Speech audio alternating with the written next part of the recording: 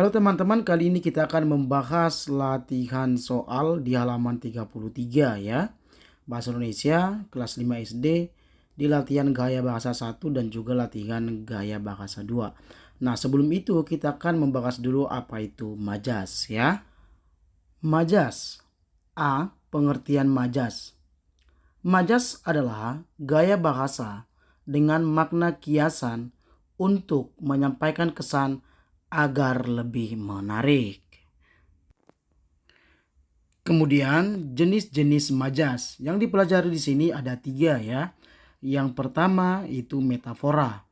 Metafora adalah majas yang menggunakan kata yang mewakili simbol dari makna sebenarnya. Perhatikan contoh majas metafora berikut. Yang pertama, rumah itu habis dilalap si jago merah.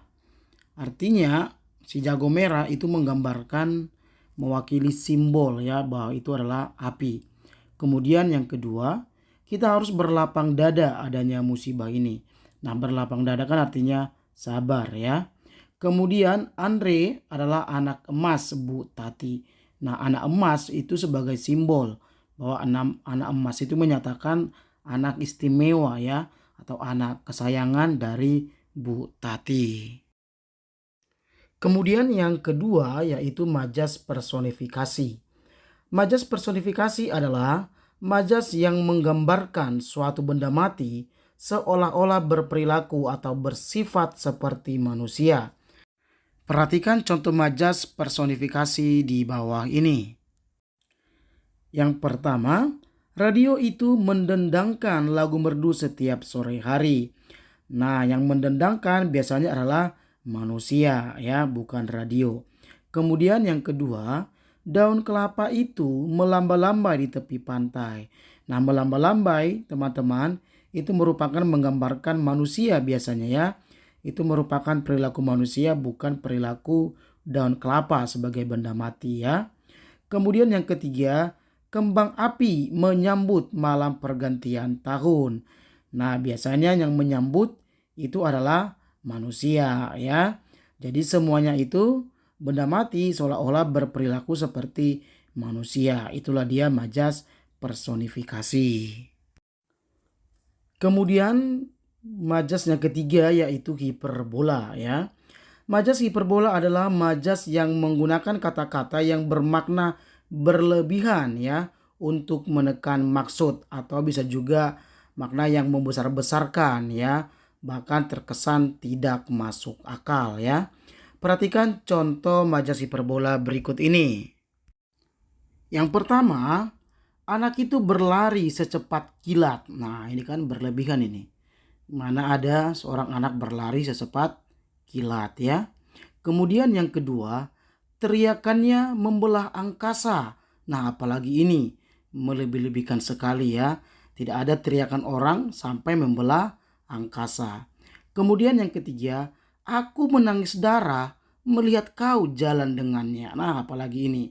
Nggak ada orang yang menangis darah melihat atau pacarnya atau kekasihnya sedang berjalan dengan orang lain ya. Nah, sekarang teman-teman kita akan masuk membahas latihan soal yang di halaman 33 ya. Latihan gaya bahasa 1.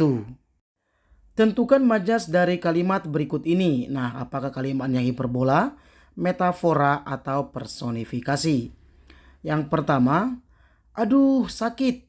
Suara kelinci kecil menggelegar di sudut kebun Pak Rusa.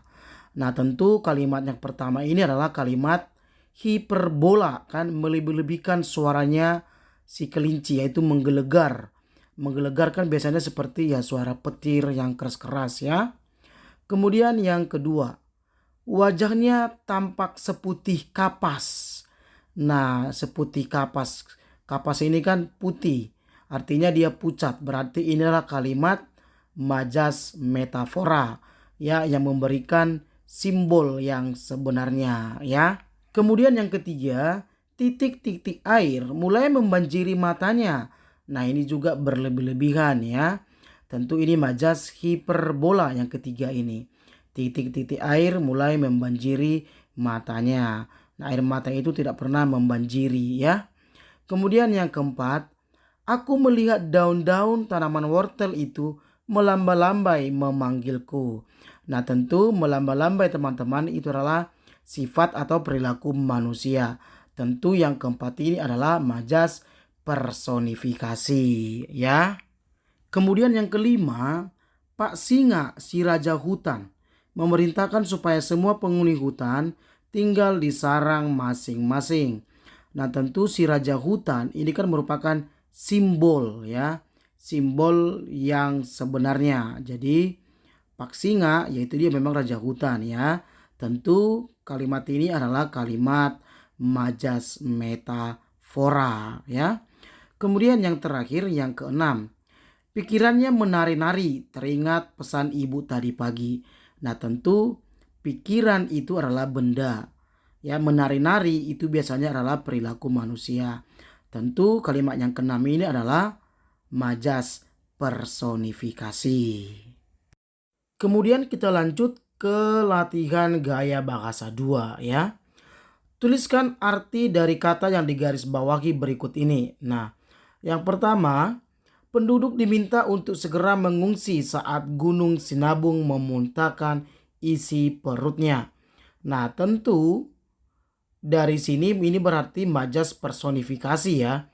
Karena Gunung Sinabung itu benda, memuntahkan itu kan biasanya sifat atau perilaku manusia, ya. Jadi memuntahkan ini artinya mengeluarkan, ya. Memuntahkan artinya mengeluarkan. Kemudian yang kedua, buku adalah jendela dunia, membawamu bisa melihat ke seluruh penjuru dunia. Ini merupakan contoh majas metafora, ya. Jendela dunia itu artinya membuka wawasan sebagai sumber informasi, ya. Kemudian yang ketiga, mentari pagi menyapaku hangat lewat tirai jendela kamarku. Nah, ini merupakan contoh majas personifikasi, ya.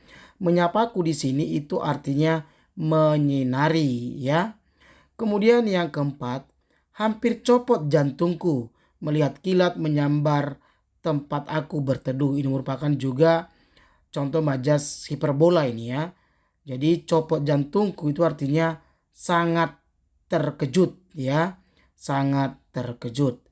Kemudian yang kelima, sebagai anak satu-satunya, Ali menjadi anak emas di rumahnya. Nah, tentu ini merupakan contoh majas metafora, ya. Jadi anak emas di sini artinya anak yang dimanja, ya, atau boleh juga anak kesayangan, atau boleh juga anak yang sangat istimewa, ya.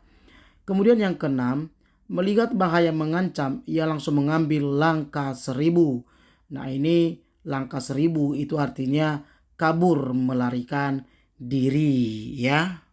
Oke teman-teman, demikian pembahasan kita kali ini tentang majas, kemudian latihan gaya bahasa 1 dan latihan gaya bahasa 2 di halaman 33 buku Bahasa Indonesia kelas 5 SD kurikulum Merdeka Belajar. Oke teman-teman, jangan lupa like, comment, share, dan subscribe. Sampai jumpa di dalam video, ya. Terima kasih.